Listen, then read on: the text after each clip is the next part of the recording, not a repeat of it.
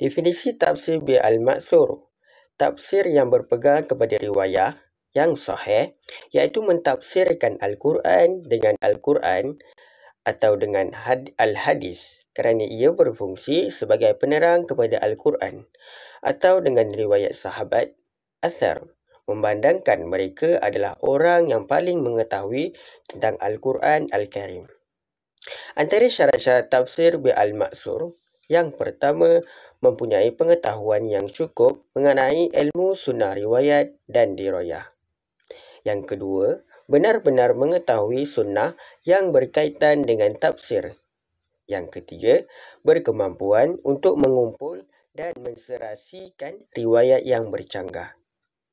Yang keempat, mengetahui hakikat perselisihan tafsir dan sebab-sebabnya. Dan yang terakhir, tidak bersandar pada riwayat Israiliyat. Sumber tafsir bil al-ma'thur.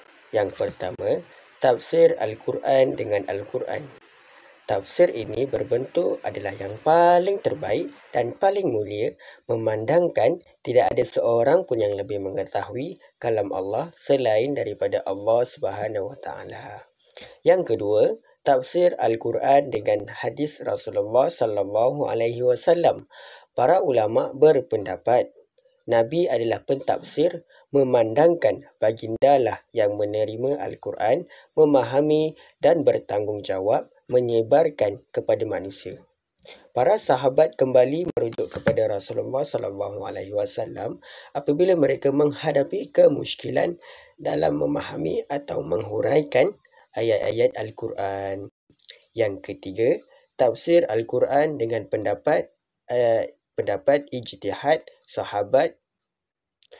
Tafsir yang patut diterima dan dijadikan pegangan, memandangkan mereka pernah berkumpul dengan Rasulullah sallallahu alaihi wasallam dan menerima keterangan daripada sumber yang asli. Para sahabat menyaksikan wahyu dan turunnya Al-Quran kepada Rasulullah sallallahu alaihi wasallam. Kelemahan yang ada pada tafsir bil al-ma'thur, kemasukan tipu daya musuh-musuh Islam. Ketika mereka merasakan tidak mampu lagi menggugat Islam menerusi peperangan bersenjata, mereka menggunakan perawi yang bersifat adil dan mempunyai hafalan yang baik. Yang kedua, berita palsu daripada golongan bermazhab yang ekstrim dan rosak. Contohnya, golongan Mu'tazilah dan pelampau Syiah. Yang ketiga, bercampur aduk di antara yang sahih dengan yang tidak sahih, sehingga menimbulkan kekeliruan untuk memilih mana yang benar dan sebaliknya. Dan yang terakhir, banyak yang mengandungi kisah-kisah Israiliyat dan khurafat yang tidak dapat diterima. Assalamualaikum warahmatullahi wabarakatuh. Sebelum saya melanjutkan lagi pembentangan saya, ingin saya memperkenalkan diri dahulu. Nama diberi Muhammad Syafiq Amir bin Saiful Muazzam, pemegang nombor kad matrik KID 230604075. Baiklah, pada pembentangan saya akan menerangkan tentang Al-Tafsir bil Ar-Ra'i. Dalam istilahnya ialah tafsir yang merujuk kepada tafsir yang menggunakan pendapat akal dan interpretasi pribadi dalam menjelaskan ayat-ayat Quran. Berbeza dengan tafsir yang bergantung pada riwayat atau sumber-sumber hadis, tafsir bil Ra'i lebih menekankan kepada ijtihad pribadi seorang mufassir, iaitu ahli tafsir, dan memahami makna ayat-ayat Quran berdasarkan konteks bahasa dan pemahaman mereka sendiri. Tafsir bil Ra'i ini juga terpecah kepada dua, iaitu tafsir bil Ra'i al-mazmum, iaitu tafsir yang tercela, dan tafsir bil Ra'i al-mamduh, tafsir yang terpuji. Tafsir bil Ra'i al-mazmum ini ialah pentafsir yang menafsir ayat-ayat mereka menggunakan hawa nafsu semata-mata, tanpa merujuk kepada sesiapa. Dan tafsir bil Ra'i al-mamdud ialah pentafsir yang mahir dalam bahasa Arab dan ilmu fiqh dan ilmu hadis. Ianya lebih menekankan kepada pentafsiran yang mencari kebenaran dalam mentafsir ayat-ayat Quran tanpa mengikut hawa nafsu semata-mata. Sumber-sumber tafsir bil Ra'i juga terdapat 5, iaitu merujuk terus kepada Al-Quran. dengan mengumpulkan ayat-ayat dan membuat perbandingan di mana ayat yang mujmal diperjelaskan dan memperincikan ayat yang ringkas. Yang kedua, daripada Rasulullah SAW dengan menghindarkan yang dhaif dan maudhu. Yang ketiga, riwayat yang sahih daripada sahabat dan tabi'in. Yang keempat, ilmu bahasa yang memelihara diri daripada memalingkan ayat kepada makna yang berlawanan dengan kehendak syarak. Dan yang kelima, mentafsir ayat berdasarkan tuntutan dari makna ungkapan yang berteraskan ilmu mengenai Al-Quran. Kedudukan tafsir birra'i. Para ulama telah berselisih mengenai persoalan ini dan terdapat beberapa pendapat, iaitu golongan pertama berpendapat tidak wajar menafsirkan ayat Al-Quran dengan pendapat atau ijtihad. Yang kedua, golongan yang lain berpendapat juga harus mentafsir Al-Quran dengan pendapat atau ijtihad. Para ulama mendapati ada perselisihan faham, iaitu satu golongan mengatakan perlu menafsir ayat dengan ijtihad dan satu golongan lagi tidak perlu menafsirkan ayat dengan ijtihad. Seterusnya, hujah golongan yang menentang. Yang pertama, menentang dengan menggunakan argumentasi akal dalam menegakkan pendapatnya. Kedua, larangan mentafsir Al-Quran dengan pendapat dan ijtihad berdasarkan firman Allah dalam surah An-Nahl ayat 44. Ketiga, larangan yang terdapat dalam hadis Rasulullah adalah kepada mereka yang menggunakan pandangan mereka sendiri. Dan yang keempat, menolak pentafsir dengan ijtihad berdasarkan salaf al-sahih. Terdapat golongan-golongan yang menentang, dan mereka mengatakan seperti ayat surah An-Nahl ayat 44, iaitu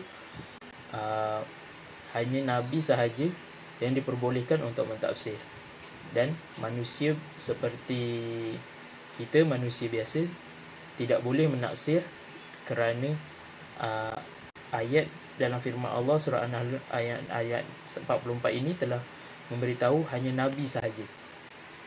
Itu hujah mereka dalam penentangan tafsir birra'i. Ciri-ciri yang terdapat pada al-tafsir bil-ra'i yang pertama ialah interpretasi pribadi, iaitu tafsir ini hanya mengandalkan penafsiran pribadi atau ijtihad yang tidak terikat pada riwayat atau hadis-hadis tertentu. Kedua, penggunaan logika dan rasionalitas. Mufassir menggunakan logika atau akal yang sihat dan mempertimbang rasional dalam memahami makna Al-Quran. Ketiga, bertujuan untuk memahami konteks. Penafsiran dilakukan untuk memahami konteks yang lebih luas, kadang-kadang mencakup realitas sosial, budaya dan sejarah. Keempat, pendekatan subjektif. Tafsir ini sering dianggap lebih subjektif kerana melibatkan pandangan pribadi dari seorang mufassir. Baiklah, yang terakhir ialah kelebihan dan kelemahan tafsir birra'i. Kelebihan yang terdapat pada tafsir birra'i ini ialah membantu memahami Al-Quran dalam konteks moden. Seterusnya, menggunakan akal dan ilmu untuk menerangkan maksud ayat.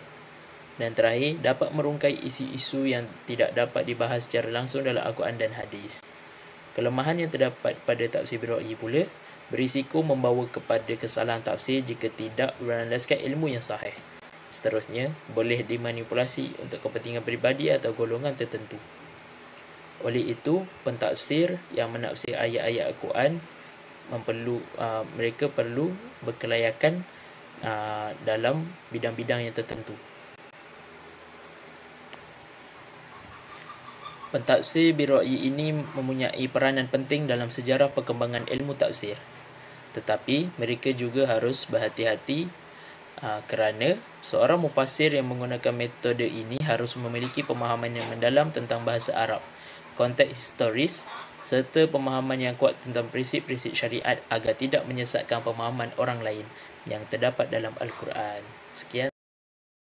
Disebabkan terdapat tanda-tanda tersembunyi yang hanya diketahui oleh ahli tasawuf.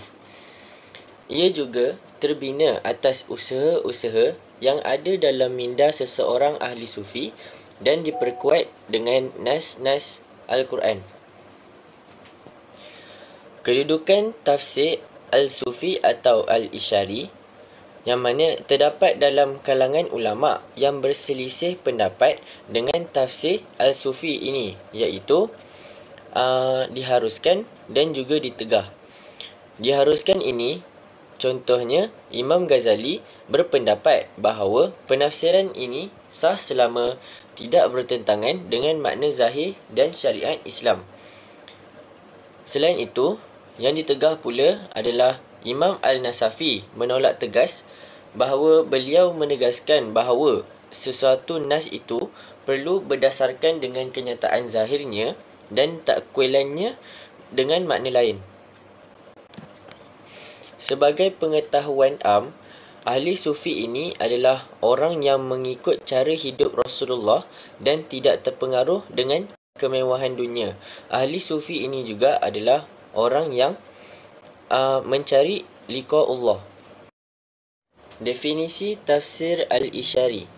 Tafsir al-Isyari atau al-Sufi bermaksud mentakwilkan ayat-ayat Al-Quran dengan tidak berpandukan kepada kenyataan. Baiklah, seterusnya syarat-syarat penerimaan tafsir al-Isyari ini antaranya adalah tidak bertentangan dengan kenyataan nuzul Al-Quran atau makna-makna yang zahir. Selain itu, ia juga perlu disokong dengan bukti-bukti syarak yang benar. Dan juga akhir sekali, syarat penerimaan tafsir al-Sufi ini adalah tidak bertentangan dengan syariat dan akal.